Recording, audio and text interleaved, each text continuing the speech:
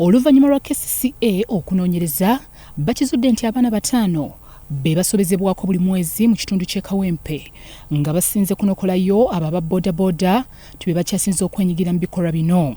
Ku lwa Kampala Capital City Authority, Mayanja Peter ng'onaakola ku nsonga z'amaka n'abaana agamba nti ennaku zino abazadde beesuulirayo gwa naggamba nga beesigisa abaana baabwe abantu abalala. Mulimu abazadde abagifudde bizinensi nti gw'ogenda genda owaayirize omulenzi wa neighbor n'owooli omulala nti yakukabasanyizza omwana wo ogende mubafunamu ssente baga nti omanyi kale musatu twaka tugweyongereyo nenfunirayo akakadde banfunirayo bubiri banfunirayo busatu.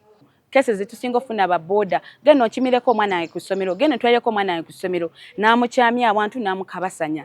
Ekirala ekintu ky'aba step fathers oba taata atali ddala wa mwana abaana bamujja na nnyinaabo abasajja babakabasanyizza nnyo.